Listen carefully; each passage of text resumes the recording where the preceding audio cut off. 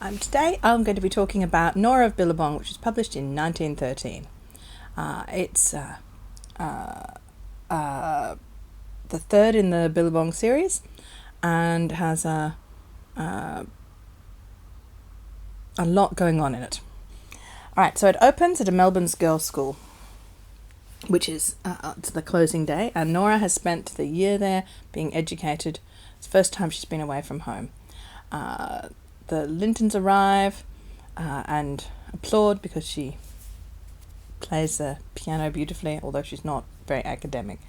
Then they go back to a hotel and spend a little bit of time in Melbourne. They go to the theatre and they also visit a children's hospital where they give them lots of gifts. Then it's back to Billabong for their usual adventures. Norah brings her friend Jean from school with her, Jean York, and Wally is of course also there. When they are at Billabong, Wally is bitten by a snake, and there's some extremely inaccurate information on how to deal with snake bite. Don't do what they say.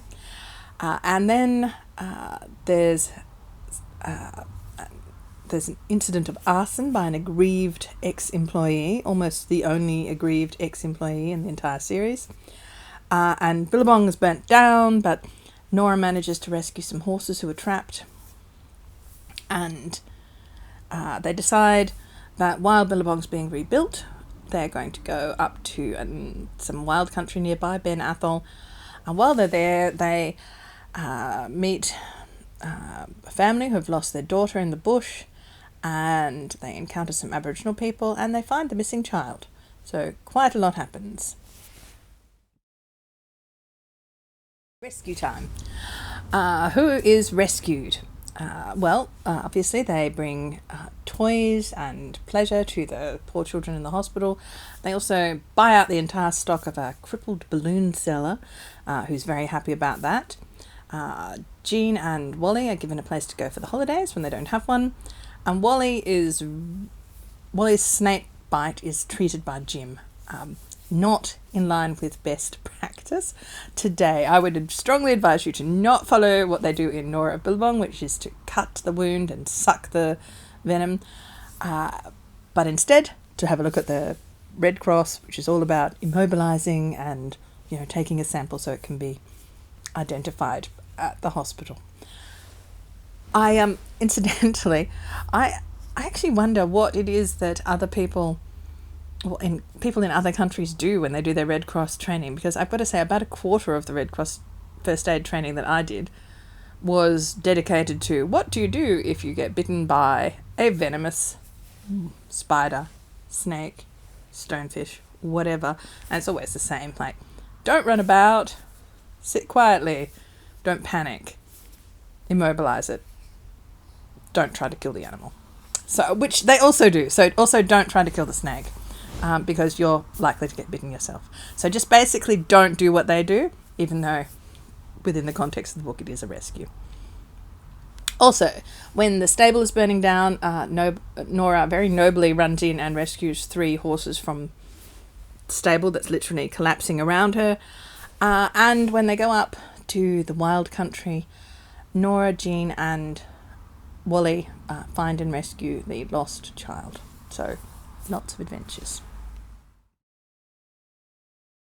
Make a comment about Norah's education, because when you read the books closely you realise she gets at most 18 months of formal education at a school and maybe 2 years worth of tutoring at home, but essentially she doesn't need this sort of formal education. Her future career is guaranteed. She's going to be the wife of a station owner, and her practical skills are unparalleled, so she doesn't actually need school except as a jolly adventure and a way of meeting other girls. And her career at school is eventually interrupted by World War I, which I'm sure happened to a very large number of people.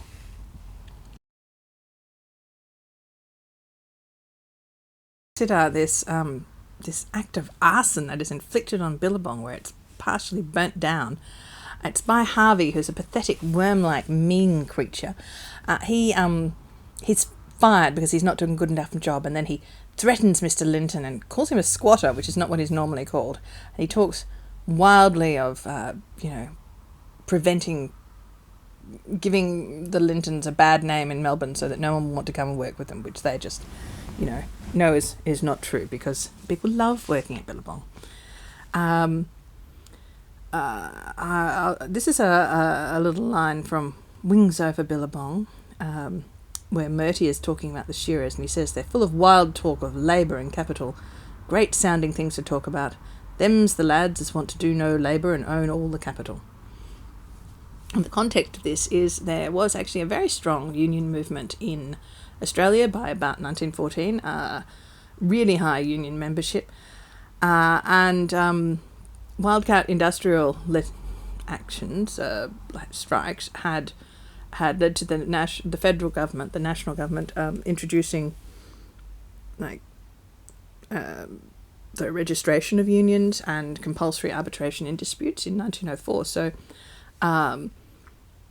Harvey's union claims are actually not unreasonable. It's just that in the context of Billabong, where everyone's always treated really fairly, it's completely unnecessary.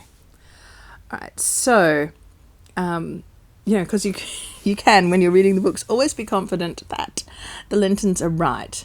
They're always kind and benevolent and right, essentially. And the perspective is always thoroughly middle class. So, for instance, earlier in the book, when they go to the hospital and they drop off the toys, it's very much an act of largesse. They talk to the matron and they sort of work together to say, they say, of course we haven't brought any food because, we know some of the patients can't have food. And the matron says, the trouble we have with these lower class mothers who try to smuggle in disgusting sweetmeats for their children, they will do it. And it's very much that you, the reader, are on the side of the Lintons and the matron. You understand what's best for these poor children, which is that they not have nasty sweetmeats, that they have toys instead. And in context of the cost of books, the readership of these books is almost certainly middle class, because books were expensive. Even my mother, I have some of her Billabong books. They got 2 books a year. They got one for their birthday and one for Christmas, because books were super expensive. And I have some books that my grandfather owned, and they were all gifts from the school or Sunday school, Kangaroo Creek's Sunday school he went to, because books were just beyond the means of his family to purchase. So I guess you can assume that if you could afford to buy these books, then you were part of the middle class, or you were getting them as a reward, a Sunday school prize or a school prize. And there are an awful lot of inscriptions that indicate that Mary Grant Bruce and Ethel Turner in particular were very popular gifts for that class. And again, that was because they were seen as sort of middle class and respectable, I think.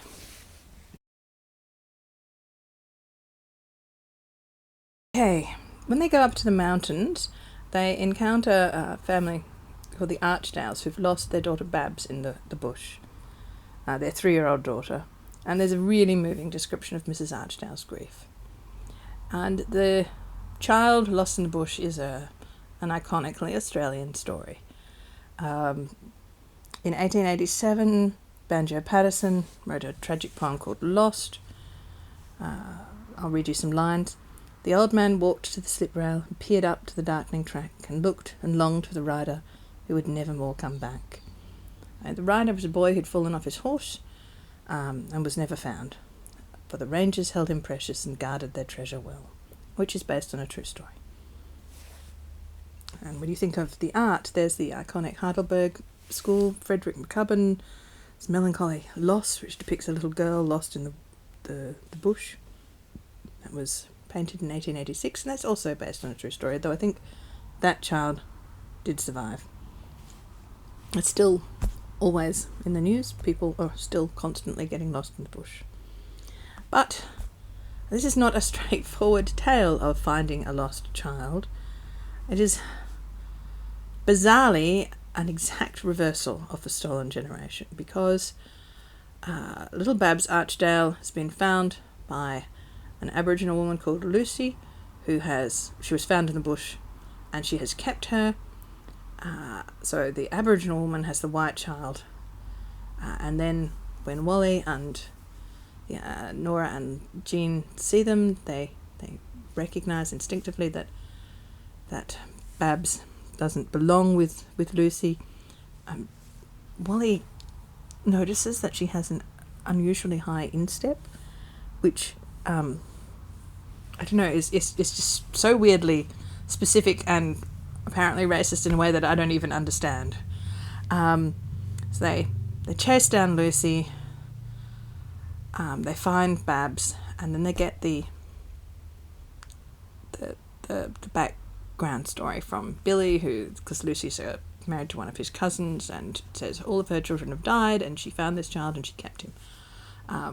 So it's very sad, and they clean Babs up and they give her back to the Archdales, and poor Lucy is left alone in the bush. And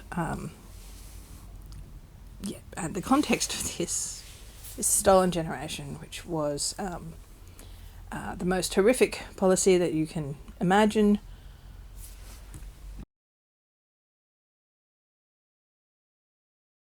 Right.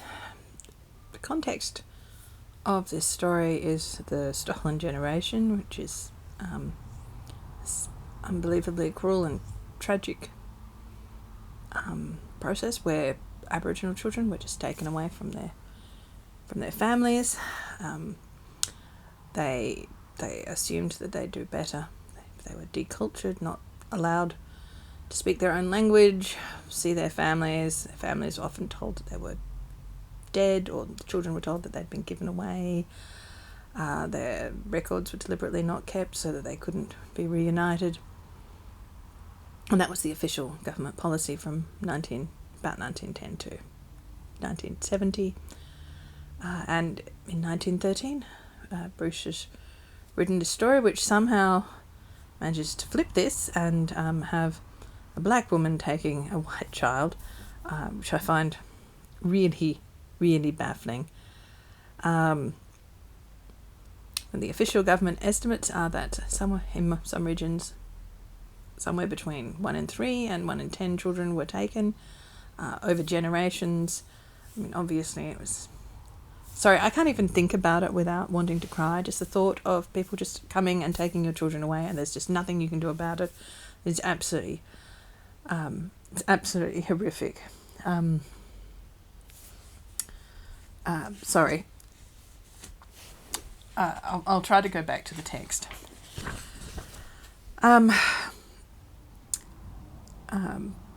Right, the chapter when we first see Babs Archdale has a header from Banjo Patterson, which is from a poem called Old Australian Ways.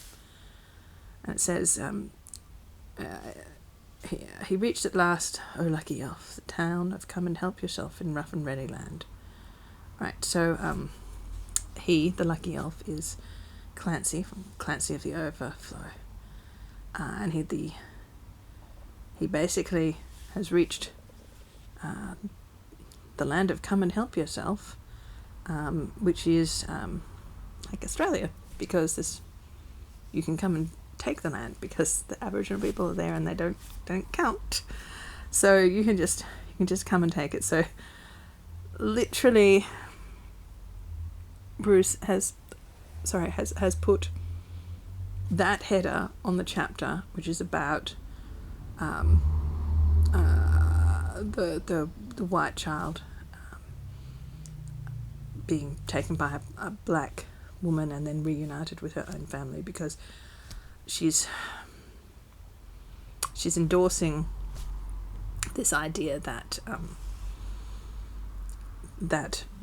Australia really just belongs to white people and that they can come and do what they want, and that at the time, in reality, included taking lots of people's children away from lots of Aboriginal people's children away from them, not Aboriginal people taking white children. Sorry, it's very hard to talk about this without feeling emotional. There was an apology by the PM for the stolen generations in 2008, which is good, but obviously the trauma of that is ongoing to this day because, literally generations of people were ripped away from their families and brought up in, at best, unkind institutions. Sorry, it's really hard to talk about.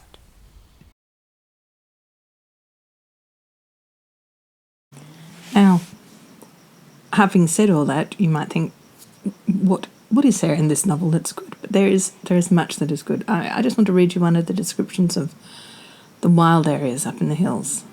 Some beautiful writing. Right. Later, the sun would be hot, but now the jewels of last night's rain still hung trembling on leaf and bough and caught the sunlight in liquid flashes. As they rode, brushing the dewy branches, they seemed to shake loose the 100 scents of the bush, and the sharp fragrance was like a refreshing draught. There were not many wildflowers left, but there was no sameness in the scrub. That showed varying shades of colour, tender green of young branches, grey-green and blue-grey of gum trees, shading to bronze in the distance. On the topmost boughs of young saplings, translucent leaves that showed against the sunlight, yellow and red and glowing crimson. Overhead, a sky of perfect blue, deep and pure, wherein sailed piled masses of white cloud, flushed with pink, where the rays fell, and all about them birds that sang and chirped and whistled, flitted busily in the green recesses of the scrub, such tame birds that it was evident that few humans came this way to break the peace and safety of the hills. This kind of loving description of Australia is Bruce at her best, I think.